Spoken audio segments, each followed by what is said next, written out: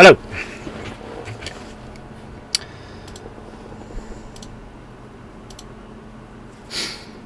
Let's see if this works, eh? I just need the headset on a minute, just so I can hear something.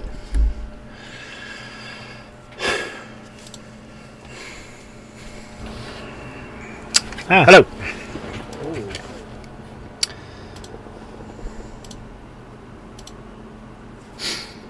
Let's see if this works, eh? I just need the headset on a minute, just so I can hear something.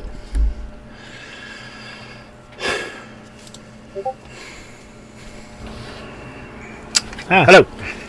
Ooh.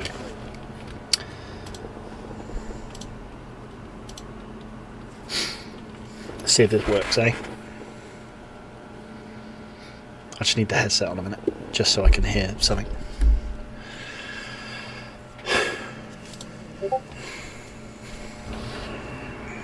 Hello. Ooh.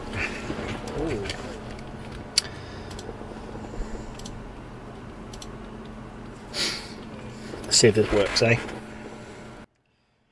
Sorry, you had to listen to my thing because I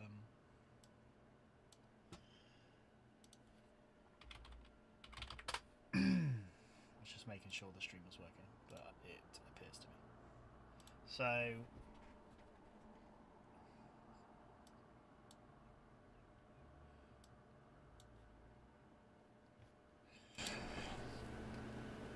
cool. So, as the stream title suggests, 28 mil. So, we'll carry on some hobby stuff essentially. I was going to try set up a camera for down on here.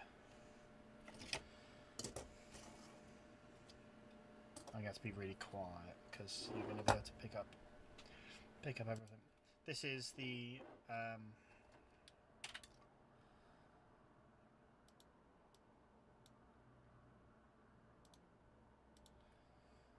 yeah, sorry. I was going to set up a camera down on the computer, but I haven't got a spare camera at the moment, so I need to set the webcam. Get a number of webcams up. But I'm trucking on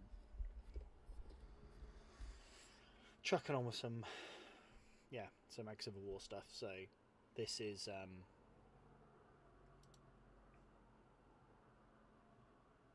the stuff from Warlord Games. I did an unboxing ages ago, and I've really dragged my heels on actually getting around to doing it. But yeah, slowly working my way towards it. It's almost finished. I've literally just got to highlight the skin and then rebasing. But yeah, I've been kind of all over the place with the hobby, so. But we're getting back on track.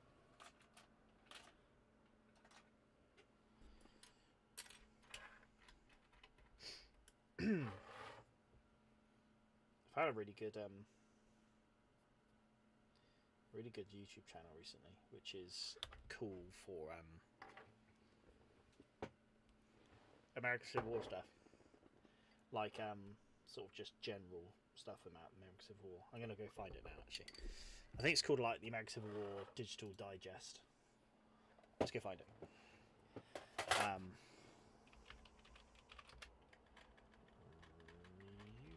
YouTube.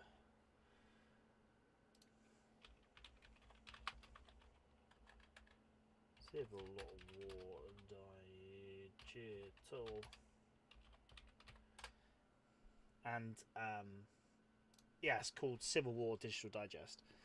And I started watching it, and it's just got like really cool stuff about anything and everything. So one I was watching was about the Union, so the Second Michigan uniforms throughout the year, throughout the sort of war, which was really interesting. And then there's some other sort of like junior officers and stuff, which again is just interesting to me. So and like anyone who wants to like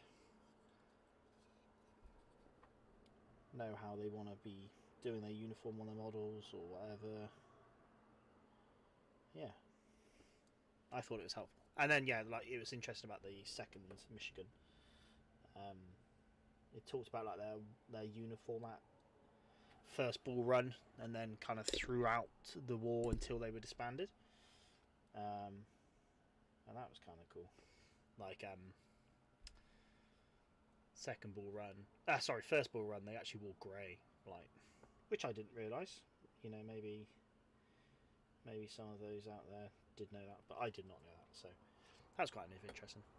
Again, going back to first Bull Run being a bit confusing because everyone's uniforms are all over the place. But yeah.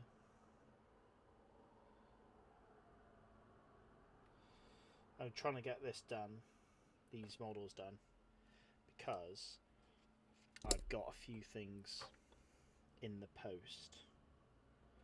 I picked up some 14th Brooklyn, which is the 84th New York, or 14th Brooklyn is what they kind of went by. I've got some of those miniatures coming from Sash and Saber.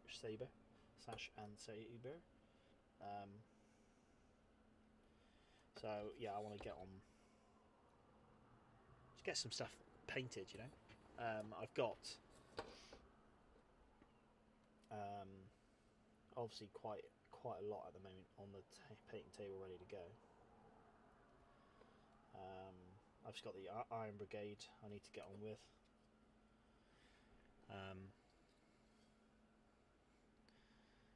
So I'm just working on some artillery.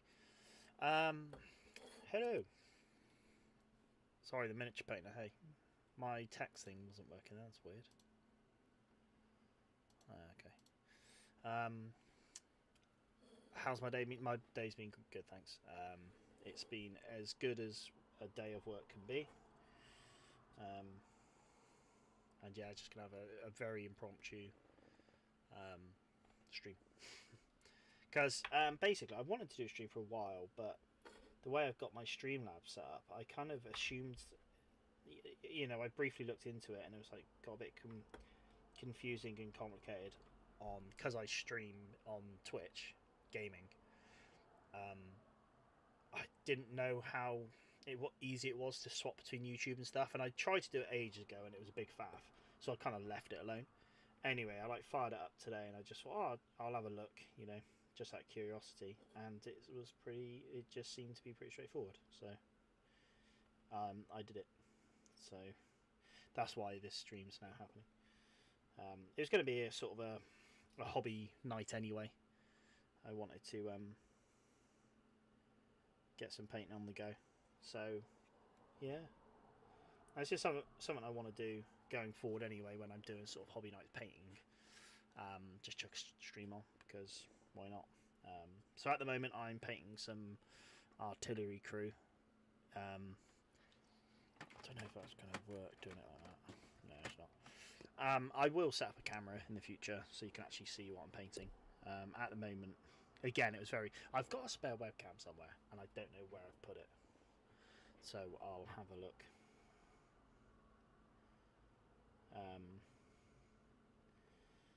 But yeah, just trying to get through the backlog, you know. I played a game with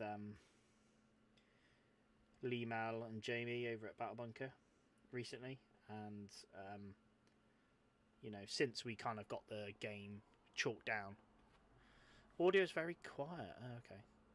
So I was listening back to my audio and it sounded really noisy, so I turned the mic down. So tell me if the mic's now way too loud.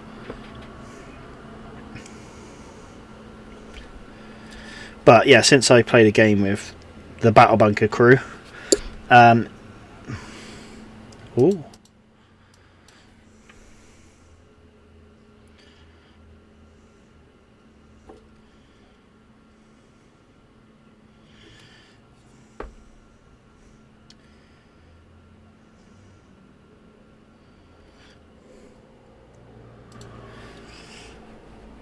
So I was just messing it. Yeah, so since I played a game of the Battle Bunker Crew, it's kind of the leading up to that game just really kind of got me buzzed to in the hobby again, because I've had a bit of time out. So and in the last month or so, I've picked up a few things here and there.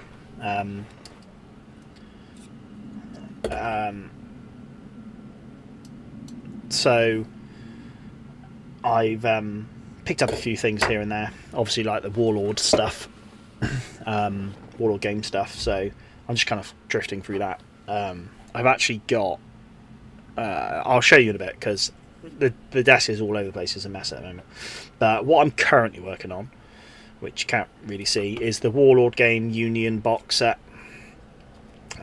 So here's like some of the models from it. So the Warlord Games Union box set, which is like the firing poses, some cavalry, so dismounted cavalry and an artillery crew, pretty much all painted up. I've just got to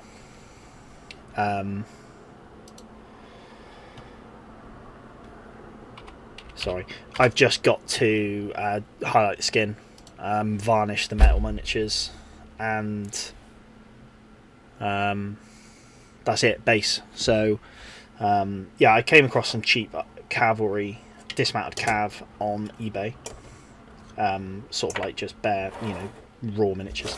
So I picked them up, and it's going towards obviously doing my little cavalry project. So I've got some cavalry now, which is nice, which is something I've been wanting to work towards, some dismounted cavalry. And I kind of got like something in my head of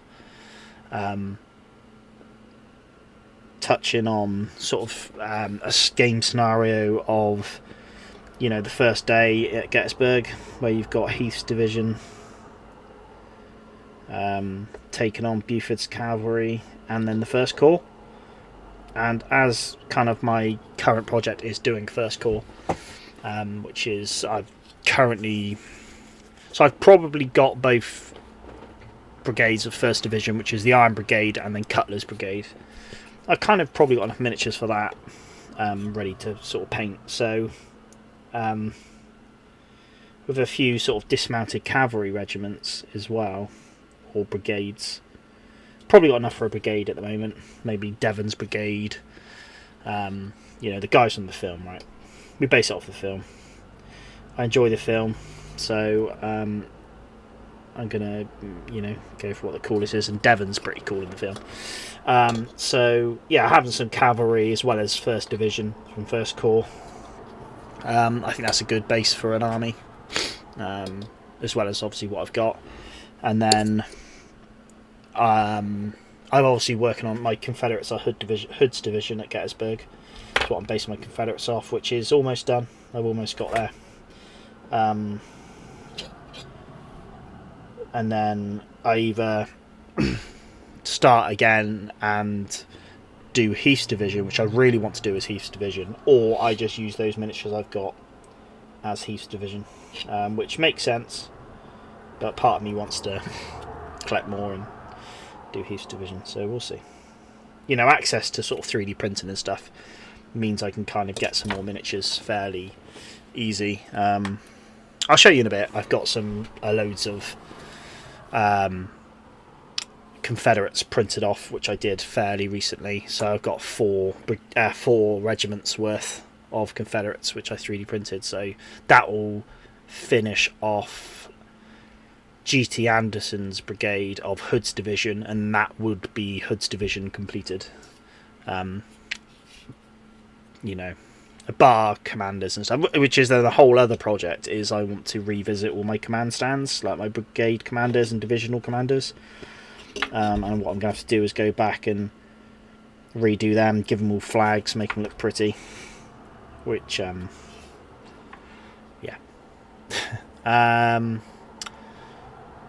Holly Burnout, yeah, I definitely had Holly Burnout, mate. I've had it for a very long time, and I think I was watching something from Battle Bunker, one of their videos. I don't know. Obviously, a lot of my collection I'm having to rebase, because I basically read the thought about basing, so I've had to rebase my whole collection. So my Confederates I rebased last year, and it just leaves the Union and you know, it's a lot of work to do, so I just never got around to it because I was just putting it off. But I've messaged Lee from Battle Bunker, and I was like, oh, you know, how do you base your artillery? Because my artillery was done on, I could remove figures from the artillery base, and it just meant every base was a different size. So I kind of asked Lee, because I like how he's done his army. So I kind of messaged him like, oh, you know, what bases do you use? And he gave me some pointers, and then we just got chatting. And he like invited me for a game, and I always say normally I'd be like, oh yeah, sounds great, I'd love to do it, but you know, I'll let you know when I'm. And it would never happen. So I kind of just leaped at it and said, yes, please take me for a game. So I went down there, played a game. He's done a post on his Facebook page. I did a post up on YouTube about it. But yeah, that game has basically spurred me on to. So he asked me to bring some miniatures with me, a few brigades. And at the time, my Union was on my old basing style. So I had to basically. I said, oh yeah, don't worry, I've got a load of miniatures ready, when I didn't, so I had to go rebase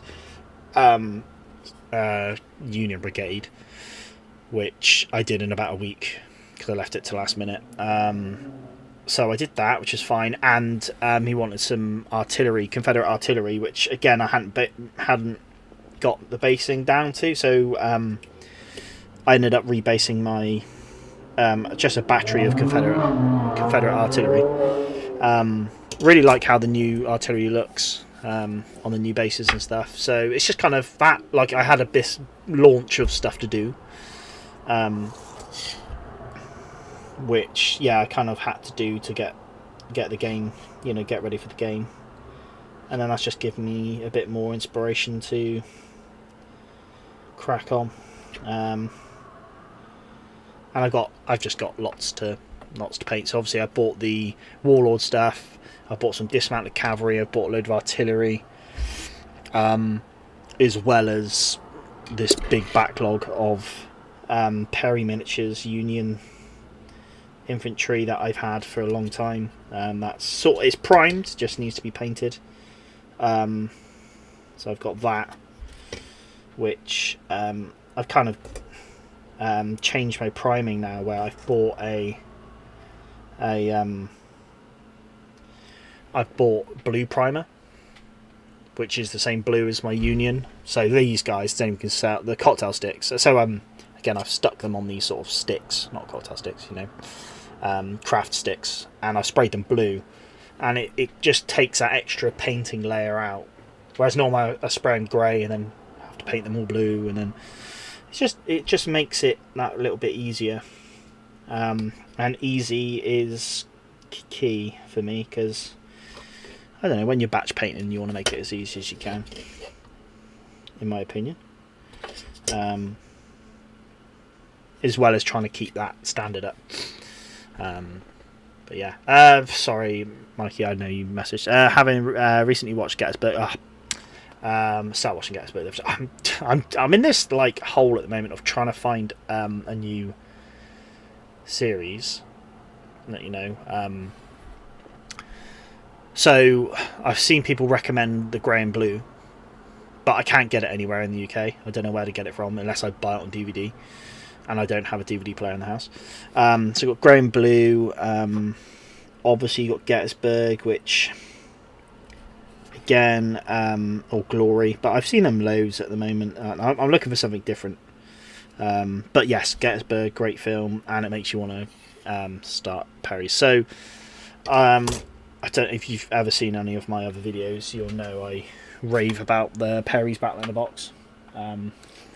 I'd highly recommend it. It's such a good place to start when it comes to a collection, just because you get I don't actually. Oh yeah. So it's everything you need. If you're playing Confederates, you've got the Confederate infantry plus the generic infantry plus the Zouaves plus the commanders plus the artillery plus the cavalry. So that's pretty much sorted. like obviously you don't have dismounted cavalry. You could probably fudge it a little bit and use their skirmishers as dismounted cavalry if you really wanted to, which I'm sure is perfectly fine to do. Like, especially Confederate dismounted cavalry, right? They're probably a bit less uniform.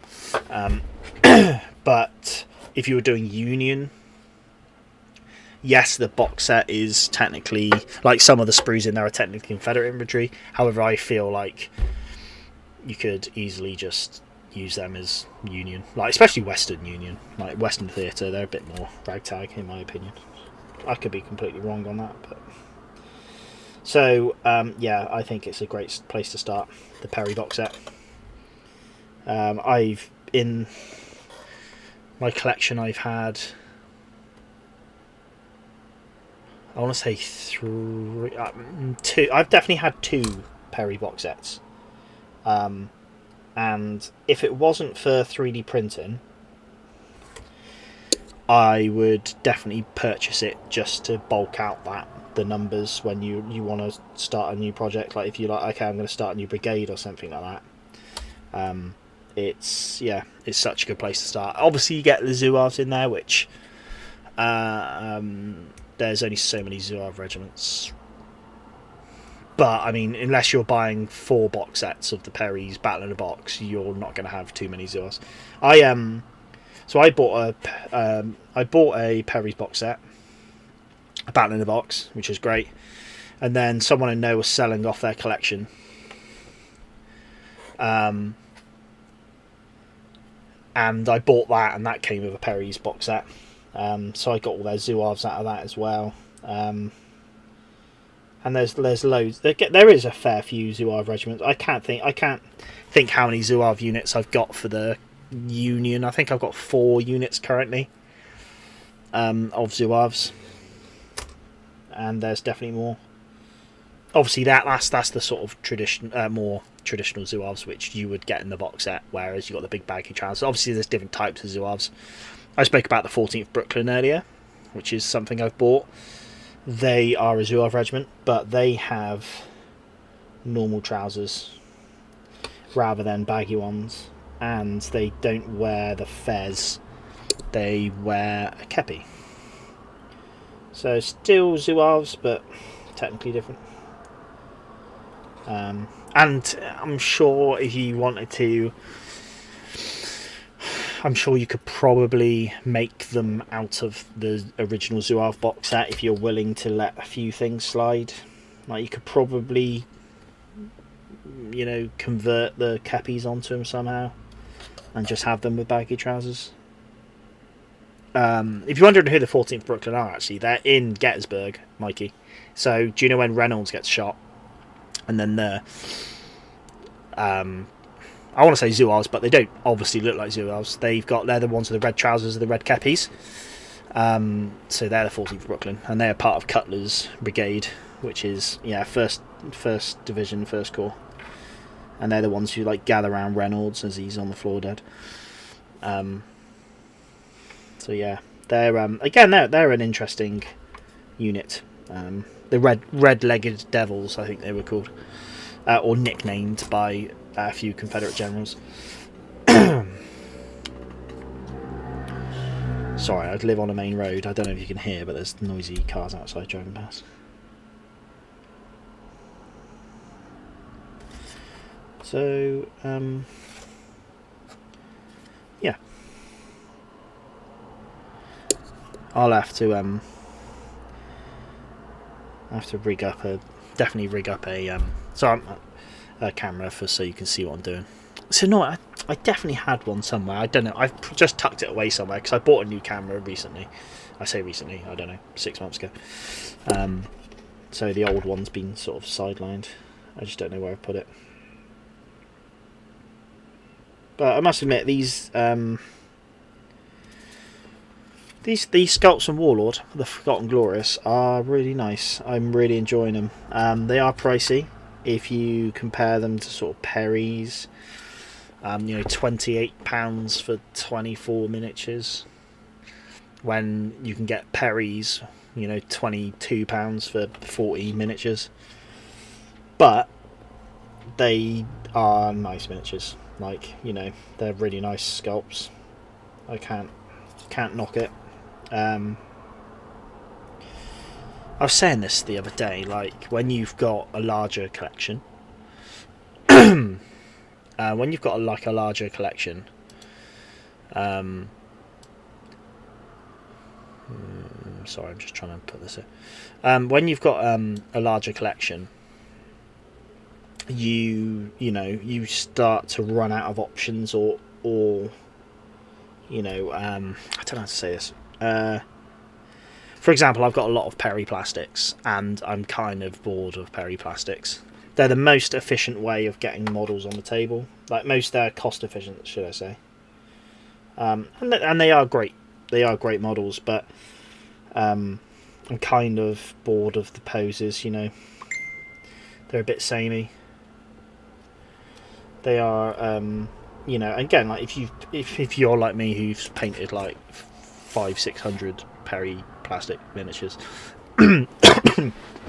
gets a bit samey. And then your only other option is metals, right? Because no one else does plastics.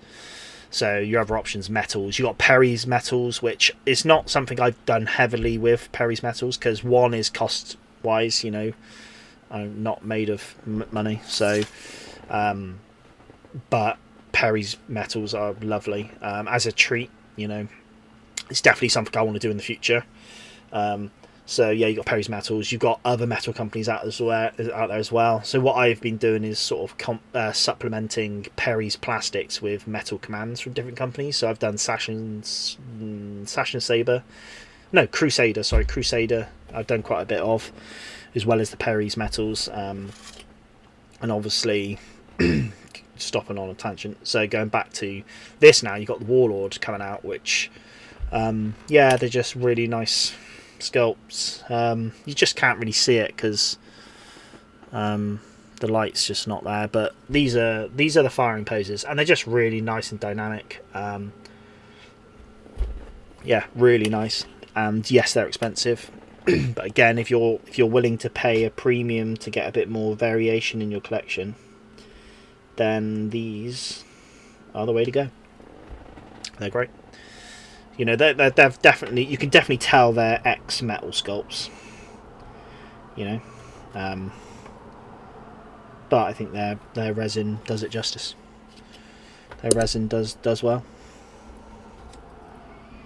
And I think as well, again, depends what rule system if you're collecting a big force, then £28 for 24 miniatures is probably steep. But if you're collecting a sharp practice force, then you know you're not going to need as many models, so you're probably more willing to spend the money on stuff like this. And I would say these poses are the firing poses are definitely worth the money. The marching poses from Warlord, maybe not. I'm not a fan. I'm not a massive fan. I don't dislike them. I'm just not a massive fan of the marching poses. They're whereas these are dynamic and nice. And we've got more coming from this range as well from Warlord, which I'm very excited about. I actually emailed Warlord Games asking questions. Basically, I was being cheeky, and I wanted to see if they were willing to, I don't know, give me something ahead of time, or give me some information about the range ahead of time, because obviously I'd love to review it. I've done videos on what the current stuff is. I'd love to be able to be like, hey, check this stuff out. But no dice. I messaged them and they were like, yeah, no information about when it's next coming out, and that was it. You know, there wasn't even a we'll let you know. So, you know, which is a shame, but that's just what it is. So, but there's definitely more coming out from this range, and supposedly Forgotten Glorious, which is what this is from, had a really good range. They in fact had 14th Brooklyn miniatures. So if Warlord bring out stuff like that, that's awesome, because yeah. But even if it's like sort of Command or something like that, you know, again, I'm kind of at that point now with my Command figures, when like mounted generals and colonels, like there's only so many you can have from certain manufacturers like Perry's. You know, I've got every mounted officer from Perry's, like general officer that is.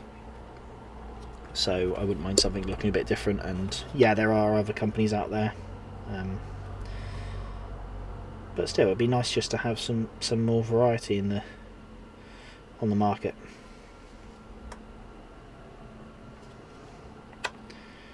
I reckons.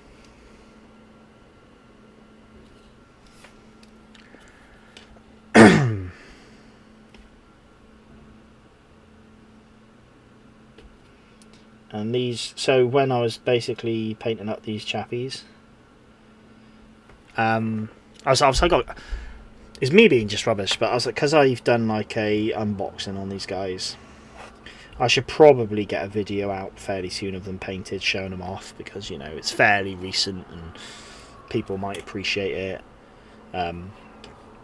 So I've just been like, oh, I'm painting them up, but I haven't actually got any flags ready for them because I don't know where they're going. However, recently I've decided, because I've ordered my 14th Brooklyn, which, like I said, is Lysander Cutler's brigade at Gettysburg, which is the 2nd Brigade of the 1st Division.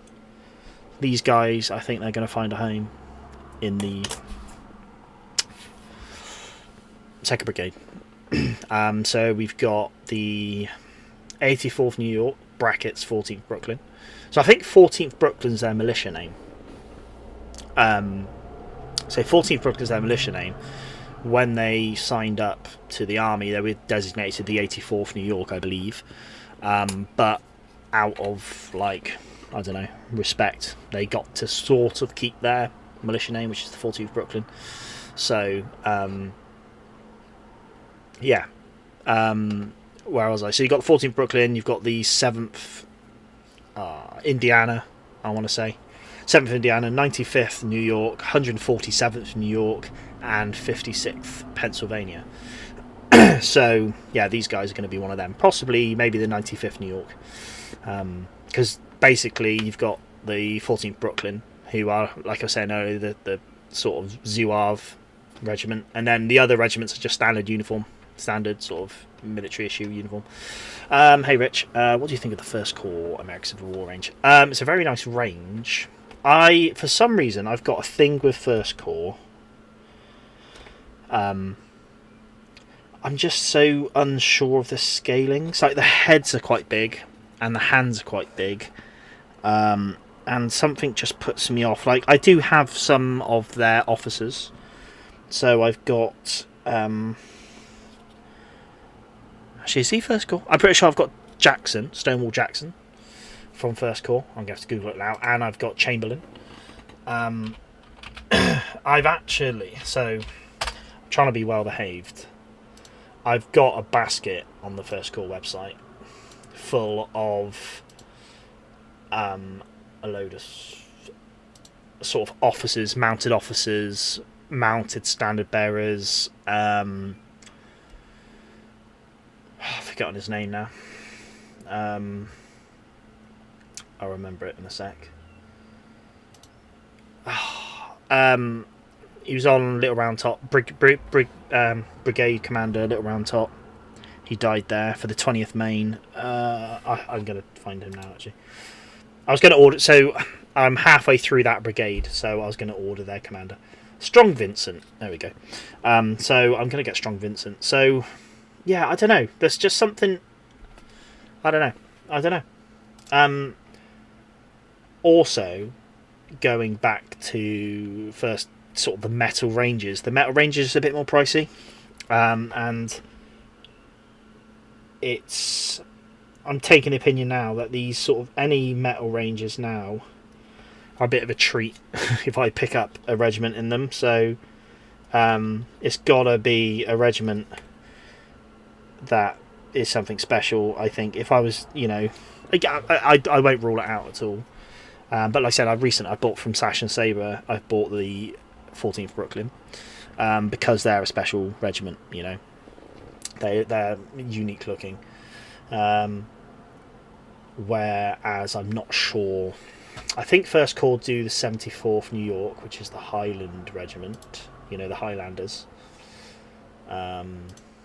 I believe. Again, yeah, it's nothing against First Core. It's just they can be pricey. You know, here we go, a firing line. So let's see how many. So I'm on the website now. So £32.40 for 24 miniatures, and that's my only slight problem is. Again, if I'm like now, I'm building a brigade, for example. Like I said, first Corps, first division, second brigade. I'm building that brigade. Can I? Let's talk Perry's. For £22, I can get 40 miniatures from Perry's Plastics. Or I spend £32.40 on 24 miniatures. So yeah, it's, and again, also going back to earlier where I'm like, well, I'm bored of Perry's Plastics. I want to change it up a little bit, which is, and First Corps I wouldn't rule out. It's just the money, really. I'm just at the moment trying to build a collection I'm happy with. Like, you know, I want at least a base size to my collection before I sort of then treat myself, you know, birthday gift, I'll buy a regiment from First Corps, or I'll buy a metal regiment from Perry's, you know. I just can't justify the spending at the moment. If I could, for example, if you said, oh, here's 35 quid to go buy a metal regiment, I think I would prefer Perry's at the moment. First Corps just a different, they're just different flavours. But like I said, I was actually queuing up a basket of like some of their command packs for the infantry and stuff, so I can put them with my current stuff, you know. Because again, like with Perry Plastics infantry is great, but all the officers start to look the same, you know. The infantry you can kind of change it up slightly, but the officers all start to look the same, so that's why I've been like trying to buy officers from different companies. That's why I got some Crusaders and stuff, Crusader miniatures, because they kind of look different enough, and then that changes up the unit as well. But yeah, I'm interested to hear your opinion on what you think of First Corps. They're just a victim of the time for me at the moment, you know. I'm not in that position where you know, I'm building a regiment a year or 2 regiments a year, so I can afford to just spend that extra 10 quid per regiment or 15 quid per regiment. At the moment, I'm like, I've got like pretty ambitious plans, and if I were to start doing it all in metal, it would just be a ludicrous amount of money. There's a place for anything with it. Again, talking about like 3D printing. 3D printing is quite a cost-effective way of doing stuff if you've already got the printer set up. You know, to actually pump the miniatures out, it's actually really cheap. But again, you're going to fall into that same trap of you'll get bored of the sculpts if you're trying to do a big project like me, when you want, you know, X amount of regiments.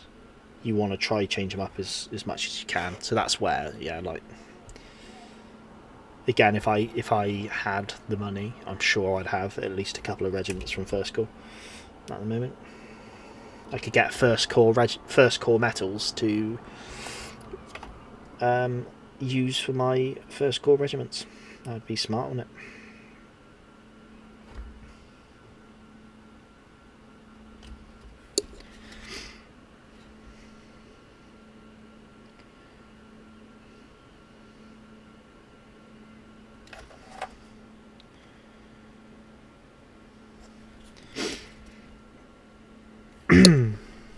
Okay, I've talked too much now, and my throat's just raw.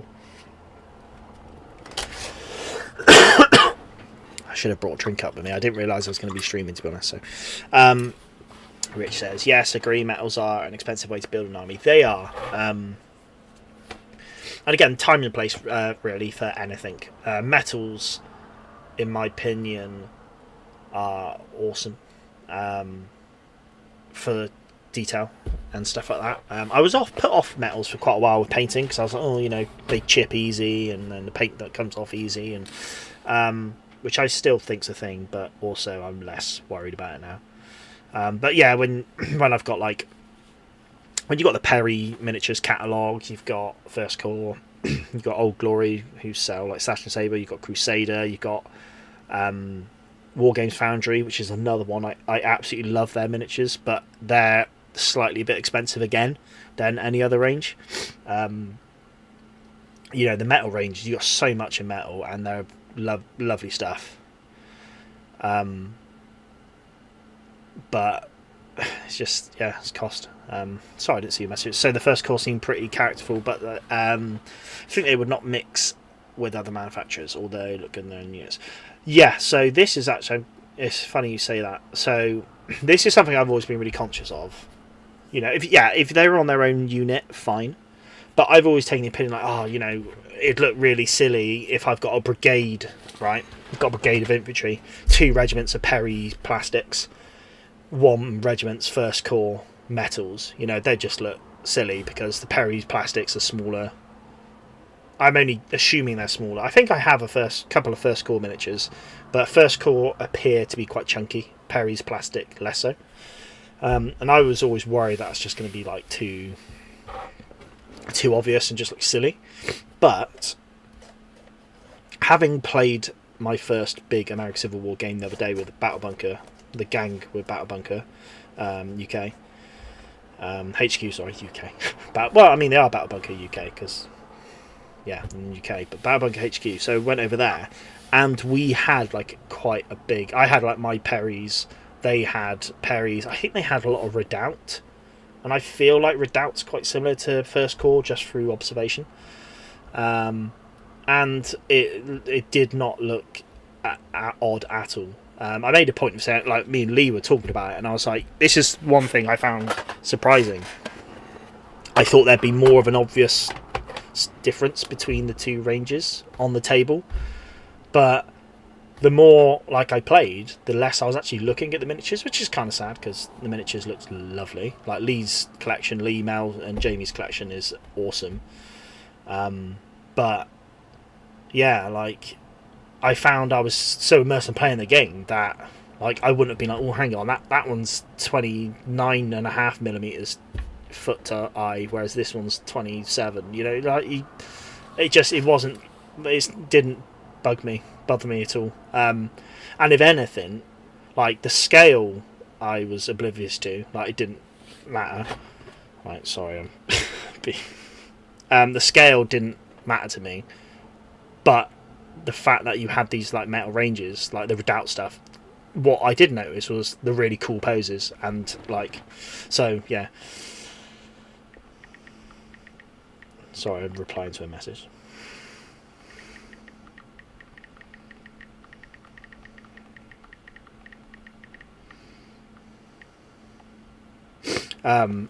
Yeah, so you know the scales didn't bother me too much. It was more I just appreciated the lovely poses.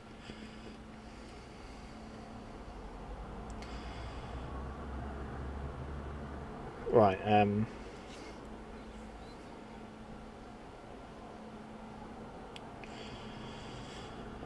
Right. Sorry, I just had on our so my other YouTube channel I do with a friend Mark, based around my other hobby, which is live action roleplay. We've got like a little podcast thing going on there, and he's just trying to upload something, and he's been asking me questions. But I've been chatting to you guys, so I haven't been replying.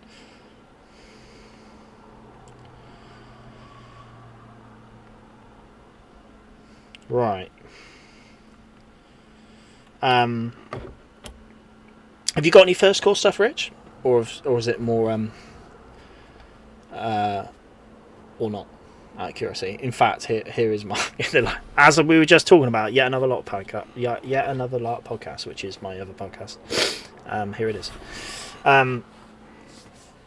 Right, that's done. So I'll show you again. The camera's not really good, which is a shame, but I'll show you some stuff I'm working on. So, I don't know how much you can see of this. This is ignore. Done it again. I've snapped his sword off. Ignore this guy because he's meant to be prone, but I've stood him up. But these are some 3D printed Buridan sharpshooters. Oh, I snapped his sword off the other day, and glued it back on, and now I've just pinged it off again, which is a bugger.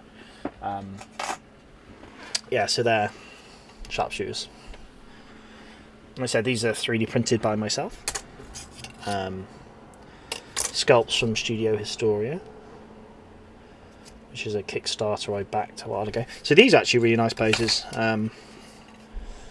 Again, yeah, like some cool poses. Obviously, lots of companies do Berdan sharpshooters, like Perry's, like First Corps. But yeah, I mean, I had the sculpt, so printed them. And now I'm figuring out, and then yeah, so I've just got loads of dismounted cavalry. I don't know who these manufacturers are because these are from eBay. But yeah, they're nice. Again, metals, like they're sort of different, different style. You know, they're like a lot more, not cartoony. I don't know, a lot more expression. But again, like when I first got them, I was just like, oh, I'm not sure how I feel about these poses. But the more I painted them up, I was like, do you know what? I actually really enjoy these. These look really cool. I've got to try find this guy's sword because that's going to bug me now. I've broken the sword off and I can't glue it back on, and then he's just going to look silly without a sword. Oh, I might have to take a Perry sword and glue it on. That's the only thing with Studio Historia sculpts is their so yeah, sorry, here's my officer. I've just snapped a sword off. It's more like true scale, which is nice, but their guns and their swords are like really thin, so like bayonets and stuff are just going to be broken. And obviously 3D printing in a resin, this resin's pretty tough but also slightly brittle, so yeah, that's just suffered because yeah, I just snapped the sword. So what I might have to do is just get a Perry sword and glue it on, and you know, it wouldn't matter. So yeah, so talking the collection, I've got which now I've sort of just finished, was, I don't know, I want to say maybe 4 regiments of dismounted cavalry, which is enough for a brigade, and then yeah, this Berdan sharpshooters, which will be just 1 regiment's worth. And then yeah, this Union infantry regiment with the Berdans and the cavalry. I'm changing up the base. So if anyone doesn't know, I'm basing on these 45 by 45 squares. And normally in a marching pose, so like line infantry, I'll have 4 to a square. But I'm thinking of skirmishers. I've started doing. I've done some of my Iron Brigade as skirmishers, and there's only 3 on a base. So I'm torn between having 3 on a base or 2 on a base. 2 on a base obviously makes it go further. Don't know if it'd look a bit spread out. Maybe not with like the cavalry and the skirmishers. Again, it's my collection. I think I can do what I want, but yeah. Sorry, Rich, I was ignoring your question. I was thinking, sorry, your answer. I was thinking to get some First Corps, maybe some sharp practice, just see how I'll paint that look like first. I think First Corps will be perfect. I don't know if I said it earlier, but like metals, I think are perfect for sharp practice. In fact, so sharp practice. I've played a few American Civil War games of sharp practice, as well as some French Indian and some Napoleonic. I didn't quite like the way American Civil War worked in that system. However, I was thinking of starting like a French Indian War army, and I'm probably gonna go metals for that, because yeah, you well, let's say any range, like any era, you have what, maybe let's say 32 line infantry, say 32 line infantry, few officers, maybe 12 skirmishers, you know. Skirmishers play a bit more role, and like yeah, so I think you could easily look at sort of metals, because you're not, you know, for example, if you were going sharp practice American Civil War, you could buy like the box set of Union infantry, and that's probably all you'd need. Maybe pick up a pack of skirmishers as well. So you'd have 6 skirmishers in the box set, I think. Plastic skirmishers that come in the box set. Maybe pick up 6 metal ones. I would say, 2 units of 6 skirmishers. And then you got, let's say 32 infantry in line, plus a couple of officers, or say 1 officer. You'd probably want another handful of officers, which you could kit bash. Again, let's go metal. Let's go. Save. We're going to go first corps. That'd be a good game. Let's go first corps. Oh, what, do they? No, they. Oh, they literally sell sharp practice sets. Right. Well, there we go. I was about to say let's look at first corps, but here you go. So first, what they recommend for Union Force 01, they've got, yeah, that's it.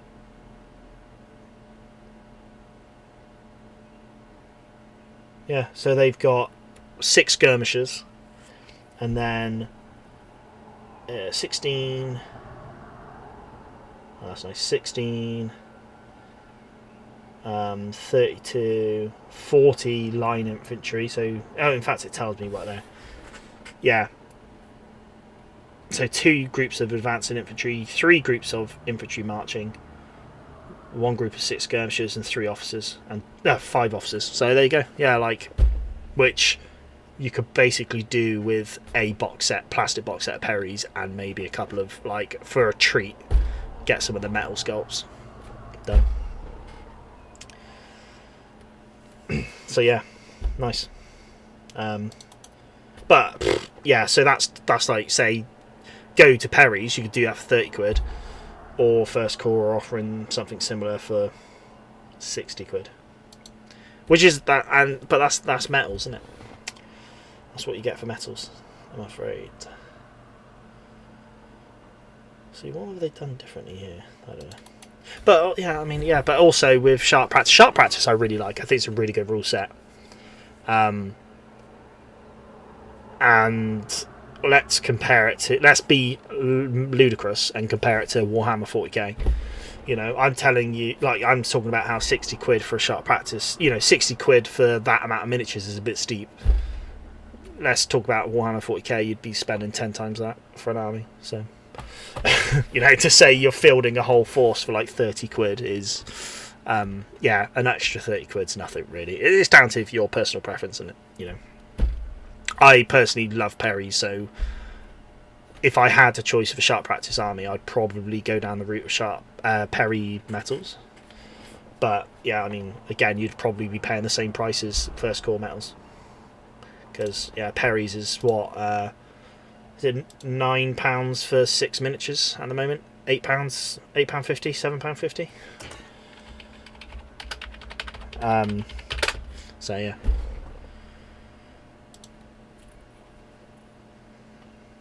But yeah, I'm hopefully looking at. So I had a friend who played some Sharp Practice with me. I think it's £8, £8 for 6 miniatures from Perry's. And then let's see what the supplement packs are for First Corps. I'm guessing it's the same price. £12 for 8 miniatures. Bit more expensive than Perry's, but cool, And actually, I'm looking at some Union boys on the First Corps page. I don't know, the metal. So the pictures on the First Corps website of them just metal. To me, the proportions look a bit different, but then when you see the actual painted ones, they look a lot more together. They look a lot nicer. So yeah. But yeah, what I'm trying to say is, with a Sharp Practice force, spending 60-70 quid on First Corps bundle, think how many times you're going to play that game. Sharp Practice for me is quite an enjoyable game from what I've played. I could, if someone said, let's do Sharp Practice once a week, I would be more than willing to do that. And then 60 quid for an army, some pennies really, if you think about it, as long as you get the use out of it. Is my humble opinion.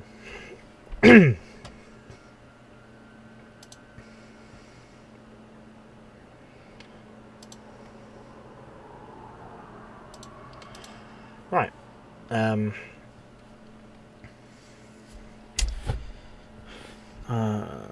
annoyed I broke that sword off, but oh well, because he's ready to be based.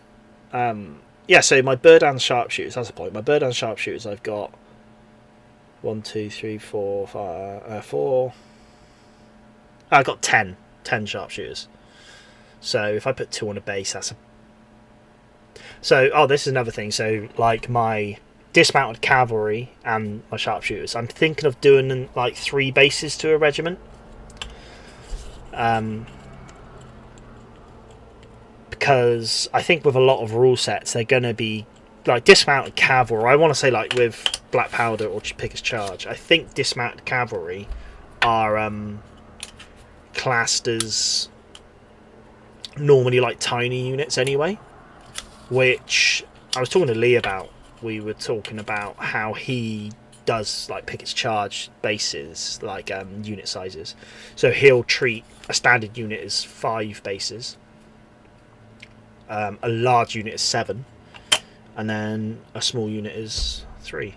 So that then kind of fits into my idea of like if most sharpshooter units or cavalry are small units, then that'll fit on 3 bases. So that's it. But yeah, these are all obviously these chappies haven't got their flags yet. So actually, yeah, that's another thing. So I was on eBay today, and obviously I was looking at flags. And if I want to do a bigger bunch of, do another brigade, you could spend like 25 quid on flags. You know, by the time you get like 5 flags and stuff. So I found this company on well, they're not. It's War Games Design, which do loads of different flags. They are selling on eBay as well, but they basically do like a sheet of like 10 flags. So you just have like a sheet of 10 stars and bars. For these are all Union ones. They do Confederates, but I bought Unions. So you got like 10 stars and bars flags of different ones, and they'll have the ages, like this sort of what era of the war they're in, as well as the blue flag. I don't know what you'd call it. The blue flag with the eagle on it. Obviously those blue flags, some have eagles, some have other things, but yeah, they're like £5 for 10 flags. You need 2 sheets technically, because one sheet's star and bars, one sheet's up. So say yeah, you're looking at like £10 for 10 regiments of flags. So I bought a choice of the star and bars because different regiments use different arrangement of the stars. So some have like circles, some have patterns, and then so they're going to turn up at some point, and yeah, I'm going to give it a go, see if it's a better option than spending loads of money with G&B or Flags of War. The only one I'm stuck on is the Pennsylvania volunteer regiments, because the Pennsylvania Reserve regiments, and I think a lot of their state regiments, have different, like in the stars, they've almost got like something else within the stars on the star and bars, which is not something I can source. G&B supposedly sell them, but Flags of War don't. So the only thing I could do is order them from Flags of War for a specific Pennsylvania regiment, and then just have to paint over the wording on the stars and bars where it says like the 8th Pennsylvania or whatever. I just have to paint over that, which I think is probably what I'm going to have to do, because yeah. But yeah, so really the next thing, I won't do it tonight, but the next thing is to start basing up these chappies. And yeah, then obviously I've got loads on the table that I could paint, but I'm hoping I'm going to hear from my order from Sash and Sabre, and when the 14th Brooklyn turn up, I can just jump straight on that, because I'd be really keen to paint them, because they're quite an interesting unit. I ordered some stuff off the Little Corporal as well. I was talking to Lee about this. So I ordered something off the Little Corporal 2 months ago. I didn't realise at the time, but the person who owns the shop is really unwell. they've been in hostel in and out for ages. So it appears they haven't really been fulfilling orders since November time, at least November. So I've reached out to contact them, and I haven't actually heard anything back from them. So I've ordered some stuff from Raven Banner Miniatures, which are they're really cool. They're like obviously Magnus of War, but they're sort of winter range, so they're all in greatcoats and stuff. So I ordered some commanders in greatcoats for the Union and Confederacy, but I haven't heard anything. You know, I've put the order through, and I don't know what's going on with it, which is a real shame. And part of me doesn't want to pester because they could be in hospital as we speak. So yeah, it's a real shame.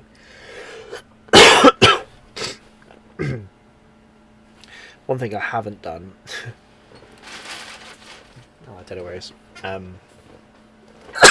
Oh, coughing and sneezing now. I painted up an artillery crew. Haven't painted up their gun. That's the only thing. So this is something I got on eBay. Was this artillery crew? And I can't remember what company they're from. But these guys are humongous. they're like really large in comparison to other things. So let's compare them to this. This is the Warlord. Oh, you can't see. Sorry, really noisy moped driving past. But put my lat. I don't know. I'm doing this really backwards.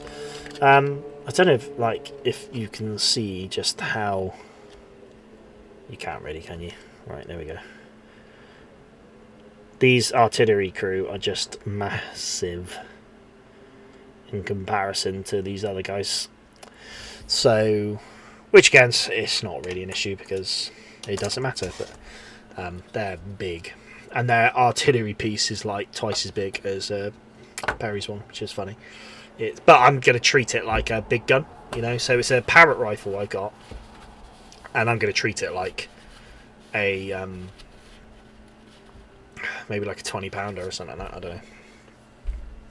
I can't remember what the bigger Parrot options are. So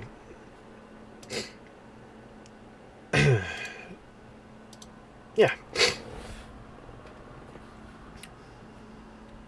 So yeah, I've got now these guys are done. Obviously, I've got to varnish these metals, which I can do now. Actually, I've got to varnish the metals and then just basing. Now I can get on and base, which is whole regiment plus loads of cav. I'm going to see how the cav pans out because if the more regiments I can get out of the cavalry, the better. Really, like when I played with Lee. Battle Bunker. I've just dropped a cap. When I played with Battle Bunker at theirs, they had some dismantled cavalry in the game, and they were based on oval bases, which was quite nice. But there was 3 to an oval base, and they had 3 oval bases to a unit. So yeah, it's kind of 3 bases to a unit. And yes, the overall bases were bigger than that base, but the way skirmishers work in Pickett's Charge, which is the rule set I played and the rule set I'd want to sort of keep, you know, base my army around. I don't think it really matters sort of what base size you had because, yeah, it worked. So, but if it's like I said, 3 bases to a cavalry regiment, or maybe whatever you want to call it, regiment, or whether it's just a troop. It doesn't matter whatever scale game you're doing. But I think 3 bases just work. And like I said, I can make my units go a bit bigger. You know, stretch out my model count. Especially if I know some people do it with like infantry regiments, right? Where, you know, I've got 4 people to a base. I know some people do like 3 to a base. And it just means you can stretch out your models. Anything to bring the cost down, isn't it? Gotta be careful. I put a bit too much varnish on the last lot I varnished, and they went a bit. I think my normal varnish I used ran out, and when I went to the shop, they didn't have any, so I had to buy Army Painter. Yeah, Army Painter clear varnish. I'm not overly sold on it. My other varnish, I could put it on nice and thick, and I never had an issue. Whereas this stuff seems to be, if you go a bit thick, it's not happy.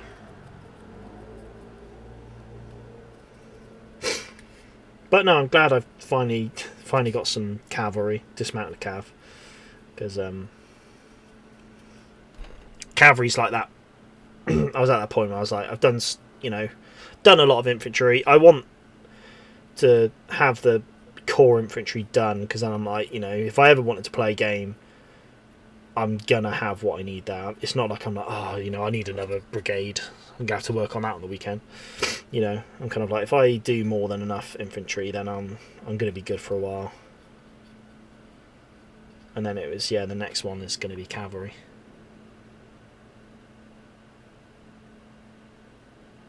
Ah, here we go. A question. Can I answer it? How do you get minis with a kind of a shine or shade to them? I've seen people say different methods, but I don't know which ones to do.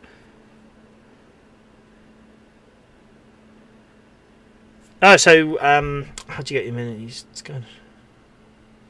So washes are very important. Well, yeah, I mean, if you've got a brown wash, so what paint range are you using? If you don't mind me asking. I use Citadel range, so I use Agrax for my Confederates. So what I do, I'll do all my base layers, right? So I'll paint all the cloth in, the trousers, almost everything, and then I hit it with a wash, and that just really, I find it sort of ties the miniature in. So it really sort of ties everything together. Washes are great for hiding mistakes as well, I find, for me anyway. It kind of ties it all in together, and then that's when you can kind of go in and layer back over if you want, or highlight, or I don't, but that's because my chosen painting method, I'm a bit not near enough good enough, but if I'm happy with it, I'm happy with it. So I tend to find that once the wash is on, I think it looks good enough. Like I said, recently I've actually changed on these miniatures. I've changed how I've done the skin. I always used to do a separate wash for the skin, but I've done an Agrax wash for the skin, which is a brown wash, and then I've gone in and highlighted. I never used to highlight the skin.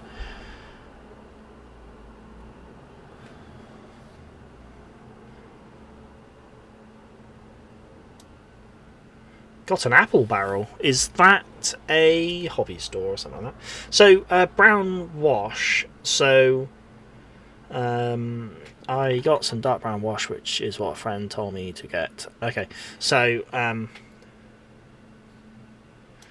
it works decently well. I've also got a wet palette and a primer on the way before. So this is the good thing with washes, right? So straight paint. So once you've done all your base layers, I'm the same. Once I've done all my base layers, it doesn't look very good. I'm a bit like but the wash really works magic. I don't know if you've tried putting a wash on yet, but if you've done all your base layers and you're not overly happy with it, just have patience. Chuck a wash on, because the wash is just getting in all the recesses, and like I said, it sort of ties everything together. I would chuck the wash on and see how you think, how it looks after that. I find as well, obviously sometimes the wash will darken the miniature down quite a lot. That's how I kind of like that look. But I've found if you highlight the skin tones, you can just kind of brighten it back up again through the skin, which again is a nice contrast. But yeah, washes, I think, just do so much heavy lifting when it comes to painting. I would say I rely quite heavily on them. So yeah, do your base coats. I wish I had something here I could kind of show, but everything I've got in front of me is fully painted. So yeah, I would say base layers always look a bit naff. But once you put the wash in, it just brings everything together. Like I said, sometimes it can hide your, if you've gone over slightly on a layer, you know, if you, it can kind of hides it. Adds some nice contrast through sort of darkening the certain sort of like cracks and crevices. And Hampton Zouaves won't work with the yellow. Yeah, okay, so I've done Hampton Zouaves. I don't know if I've got my YouTube video up of him. Hamptons. So yeah, I always used to. So with if any of my Confederates wore grey, I used to use a black wash because I was like, well, you know, grey, black wash, fine. But recently, I've been using brown washes, and I think it just gives that more dirty look, and also it just changes the colour of the grey a bit. Which, because they're, yeah, don't know how to say it. It just looks, yeah, brown wash, I think, for Confederate grey is good. I think it's a nice way to do it. As for the yellow, I think I would look at getting, yeah, I think I would, unless you were going to go layer back up, I think I would look at a black wash, if you could. Just because you do want, like, if you went for like a yellow wash, I don't think there'd be enough contrast there to really get into the crevices. You could do the brown wash, you could water it down or get like a medium, or try the brown wash and see how you think. I think the brown wash could still work. It's not something I've tried because I used a black wash, so I can't say from experience, but it could possibly work. It depends what you're doing. If you're going to go highlight afterwards, then a brown wash could work. If you're not planning on highlighting afterwards, then yeah, maybe look for something like a darker, a sort of black wash, I think. Again, I always took the opinion that a black wash would only work on sort of darker stuff, where I've started using it across multiple colours and stuff, and it works well. You know, when I first started painting, I thought, you know, like a red base needed a red wash, a purple base needed a purple wash, and I'm starting to think, actually, no, black washes work quite well because it will just tone everything, you know, it'll get in the recesses, just darken your base colour, and then if you were to go over highlight again, bring it all back, or again bring that contrast in, which is good.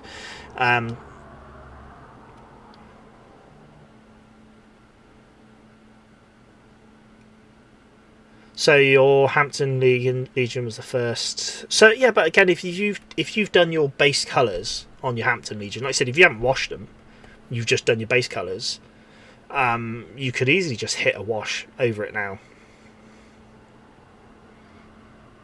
Hampton Legion's a fun one to do though, because they're just really nice and bright and colourful.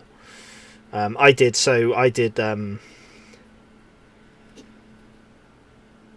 Wait, are we?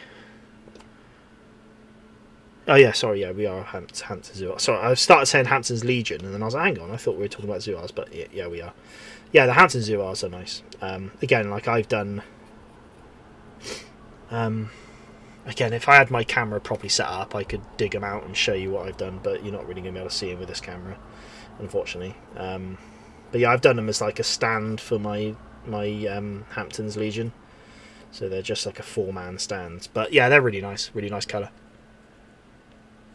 But I think, yeah, I used black for the yellow pants, trousers, if you're whatever part of the world you're from.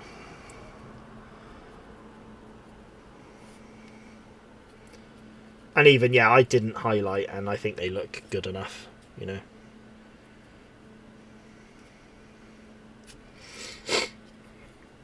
This is going to be another question, is to the chat. Do you varnish your plastic? Like, do you varnish your miniatures? I only say that because I don't, unless they're metal, which is what I'm doing now.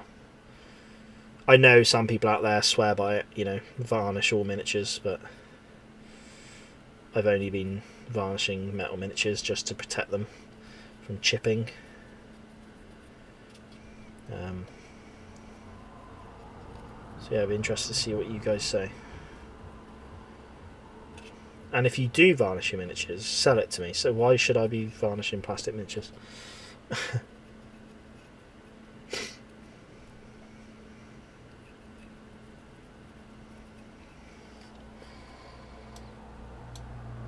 check your unit.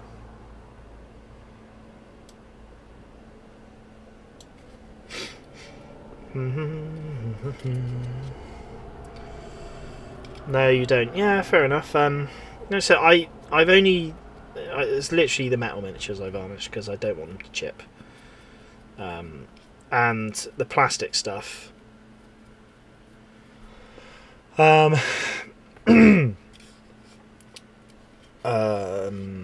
Yeah, as long as I've never had issue with paint coming off plastics before, so you know.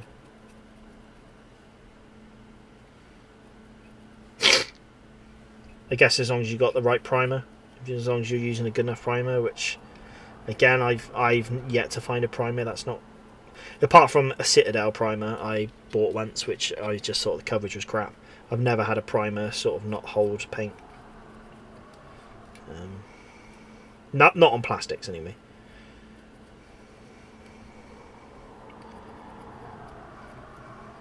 And I normally use sort of like automotive primer for my plastics. So my recent primer I've got, which is this blue primer, which is a hobby, like an actual, it's army. Yeah, it is army painter, so it's actually meant for models.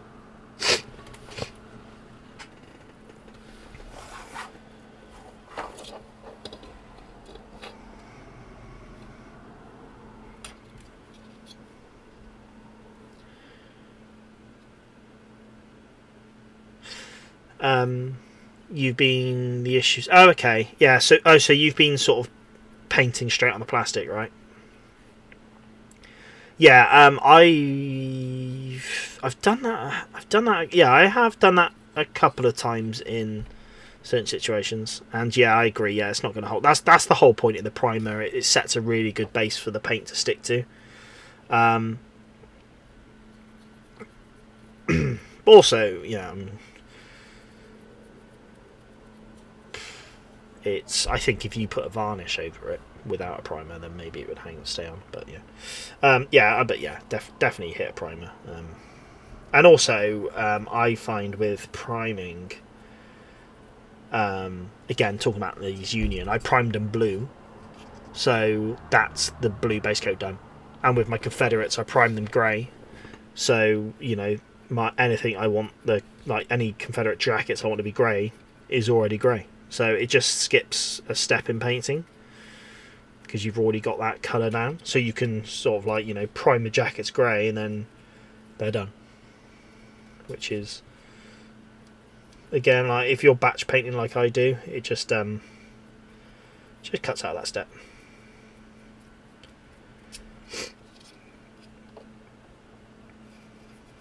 And this is a new method I've done for batch painting now, which is these craft sticks.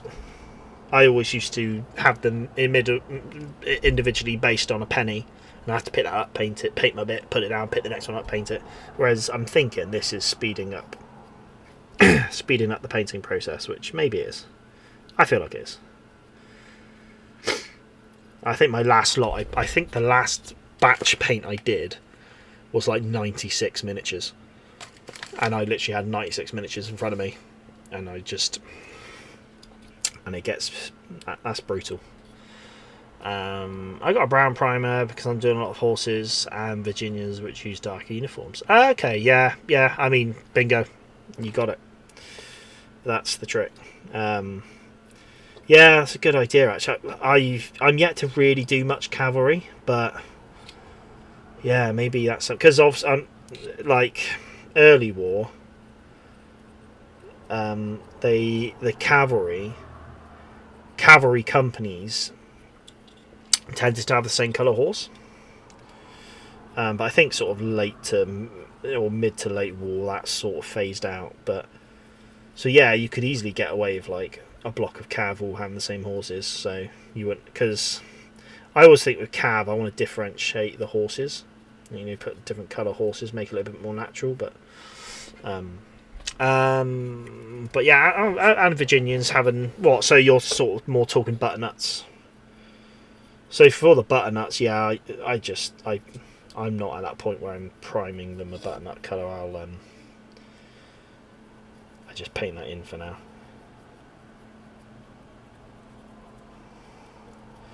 Yeah, I think I'm yet to do a regiment that I've really...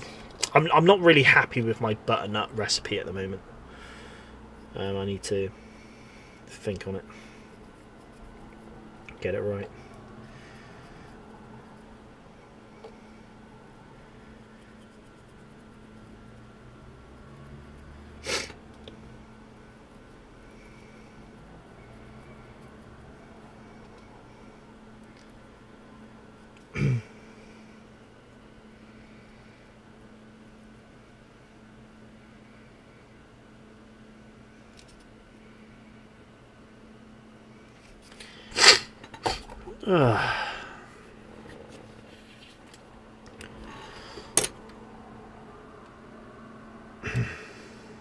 The butternut is weird to do. Yeah, it's just trying to... I guess the problem with Confederate uniform is there's just, you know, pick a grey. There's about 8 different shades of grey.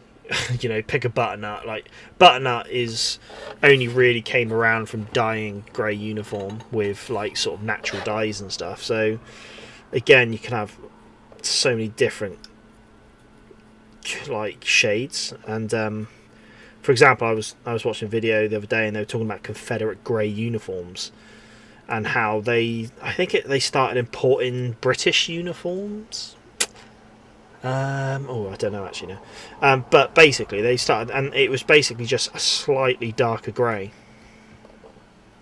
But that was kind of common. So then, yeah, you've got like these, even their greys, you've got these multiple different shades and stuff, and that's all depending where the uniforms are made. And so if you really wanted to get into it, it's obviously, like, the way I would paint it is, you know, it's not uber realistic. It's representing it. So yeah, I wouldn't go nuts on having a unit with 8 different greys in it, but still.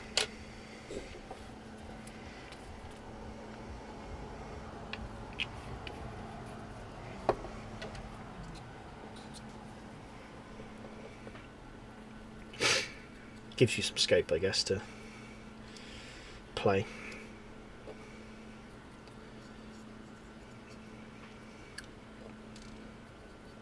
So I don't know who this artillery crew is, what manufacturer that is, but they are very nice. They are bulky, but they are very nice.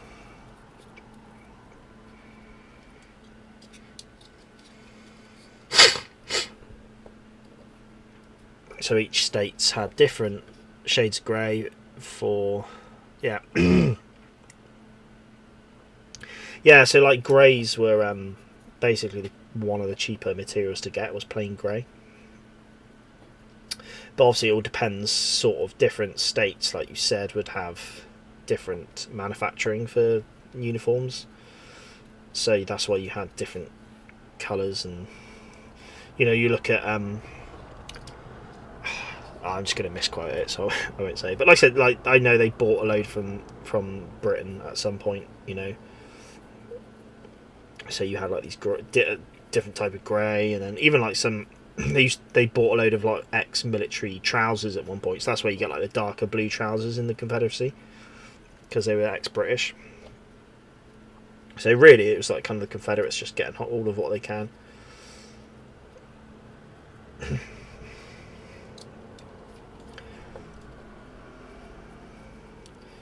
And like I said, that's why you get like this butternut comes through as well, where you find like a lot of Confederates were using sort of captured Union jackets and stuff, and then they would try dye them to change the colour.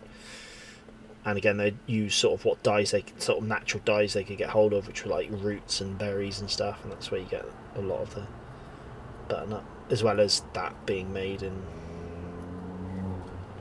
in different states.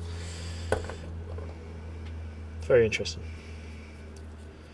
But I think it just means you can have some fun with your units, you know. Again, like, yeah, the Confederates weren't all... When I first started, I thought, well, Confederates wore grey and Union wore blue, but really, the Confederates, you think, sort of actually wore a lot of butternut more than grey. Again, different states, like you said, different states, different uniforms. I've just been looking at sort of early war stuff. So talking about the 2nd Wisconsin, which is the Iron Brigade, and to the Battle of Bull Run, they wore light grey uniforms, a light grey frock coat, light grey trousers, and a grey shako.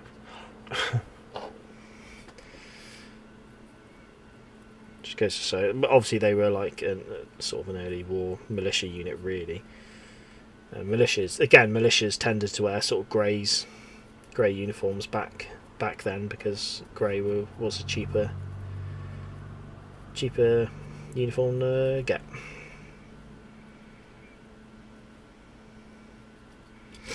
It's all very interesting. Who thought just uniforms were interesting?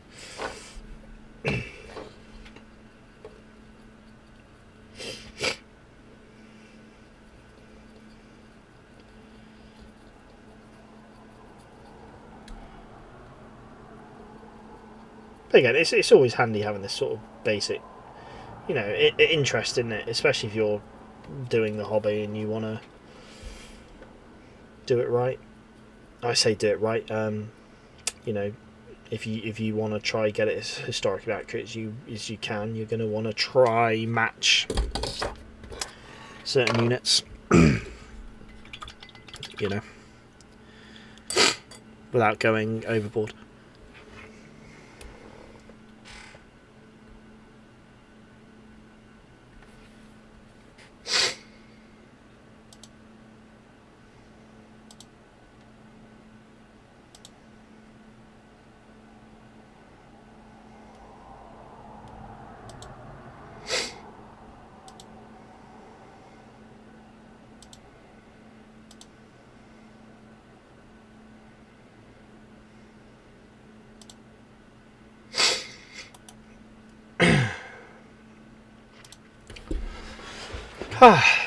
Right, almost done. The varnishing done. Oh no, this guy needs to be varnished. I just remembered I've got one more metal dude in the group.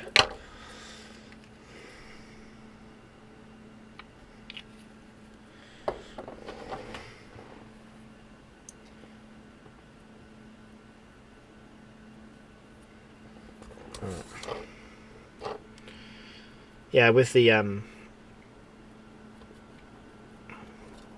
don't know if you can see him there.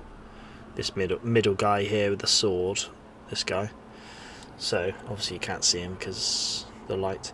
But when you buy like the bundle box from Warlord Games, you get this free sort of colonel. I think he's a colonel. He looks like a colonel of sorts. I mean, I don't think.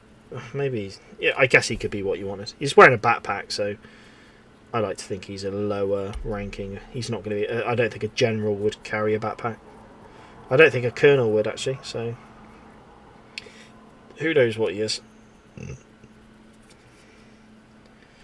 Who knows what he is?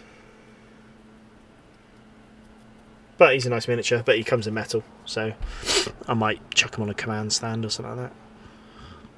That's another thing I like with these miniatures is some of them got backpacks on and stuff, and I just think that's a really cool element to have, especially if you going back to coming from a person whose collection is a lot of Perry miniatures, plastics. It's nice having that backpack option because I think the backpacks look great. Which you don't get the Perry's plastics. So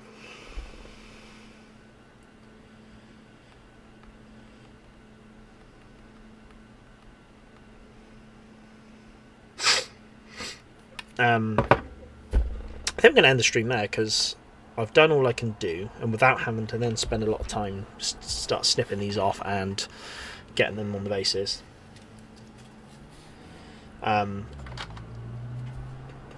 Which is time consuming altogether. That means I can have an earlier night. But I'm glad this was sort of a testing video, to be honest, and I'm really glad it's worked because it's something I want to do a bit more of, some live streams. So yeah, well, I'm going to end it there. and we'll hopefully pick up another one this week, maybe this weekend. We've got a bank holiday coming up, so hopefully I've got a bit of hobby time around there. Really, my next step's going to be basing paint the artillery piece for this crew. So paint their piece so they've got a gun to shoot, and then base all these chappies up, and then the next thing's going to be doing is just cracking on with some more painting. So I think I've got what I'm going to have to do. So I was talking about earlier, these guys are on these sort of craft sticks. All my I've got my Confederate regiment actually sat there waiting to be painted from Warlord Games, as well as the artillery crew, which will be painted up as Confederates. So I think I'm going to paint the artillery crew up, because artillery's maybe easier than just doing 24 miniatures when I could just do a handful of artillery crew. I'll paint them up because that's just completion done. And then I think once these guys are on bases, the next big thing to do is all my other Union infantry that are ready to be painted. They need to go on popsicle sticks.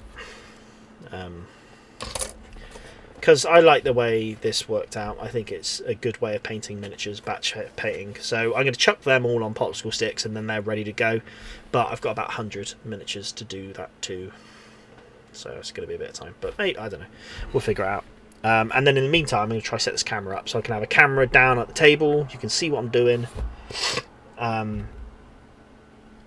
As well as seeing my mug. So...